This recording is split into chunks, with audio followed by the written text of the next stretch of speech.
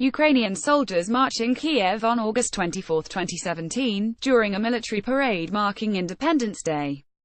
From Lukatsk, Russian officials said Saturday that the U.S. decision to supply Ukraine with lethal weapons to combat Russian-backed separatists will cause new bloodshed, as long-standing tensions between Washington and Moscow escalated over the four-year-old conflict.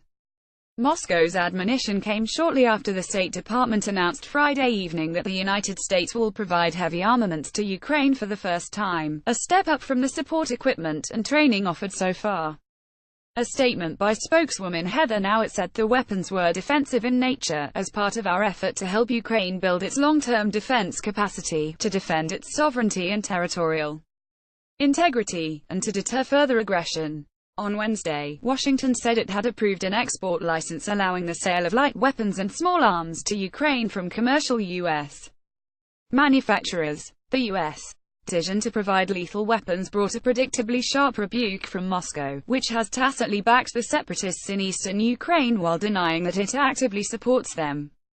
The United States has crossed a line by announcing its intention to supply lethal weapons to Ukraine, Russian Deputy Foreign Minister Sergei Ryabkov said Saturday.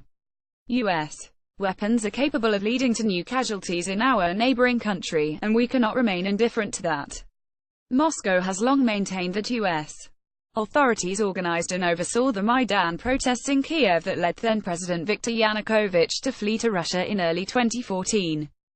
Russian state television programs constantly portray Ukraine as a failed state with neo-fascist leaders bent on oppressing ethnic Russians in the country's eastern Donbas region. The United States is clearly prompting them to a new bloodshed now, Ryabkov said in comments posted on the Russian Foreign Ministry website. Kyiv's revenge seekers have already been shelling Donbas every day and are unwilling to hold peace talks, while dreaming about doing away with a disobedient population. And the U.S. has decided to give them the weapons for it. Moscow also blames deep-seated anti-Russian sentiment for the chill in U.S. Russian relations. Russophobia is obstructing the views of many of them so much now that they cheerfully applaud to punishers from Ukrainian nationalist battalions, Ryabkov said. Moscow's admonition came shortly after a ceasefire went into effect between Ukraine and Russian-speaking rebels, in acknowledgement of Christmas and New Year's holidays. Almost immediately, each side accused the other of violating the ceasefire. The conflict in Ukraine began after Russia annexed Crimea in 2014 and then began supporting separatists in the eastern part of the former Soviet country. More than 10,000 people have died in the war, including about 450 in the first 11 months of this year.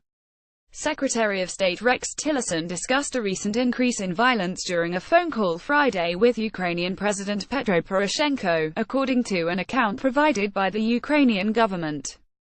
The State Department confirmed that the call had taken place but provided no details.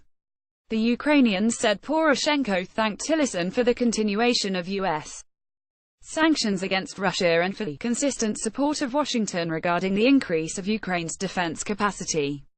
It also said Tillerson reassured him that U.S. support for Ukraine would continue.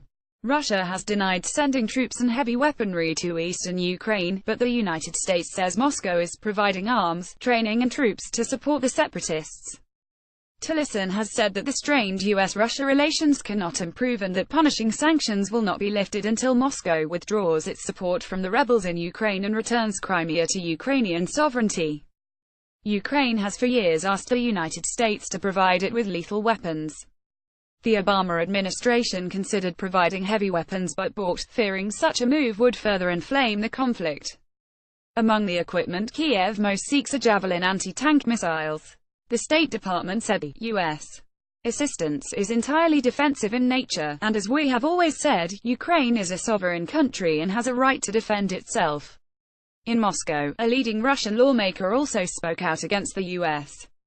arms deal Saturday, saying that it signaled Washington's intention to abandon talks on regulating the Ukraine crisis that were established between U.S. Special Envoy Kurt Volker and his Russian counterpart, Sergei Ivanov. By deciding to arm Ukraine with lethal weapons, the United States is giving a clear signal to KYIV that it will support an attempt at a military solution. Alexei Pushkov, a member of the Defense and Security Committee of the upper house of the Russian parliament, tweeted on Saturday. Volker might as well take a vacation.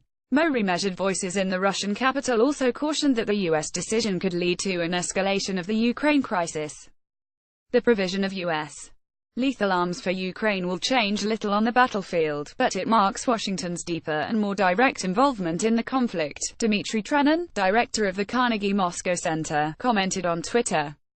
An important line has been crossed, and it probably won't stop there.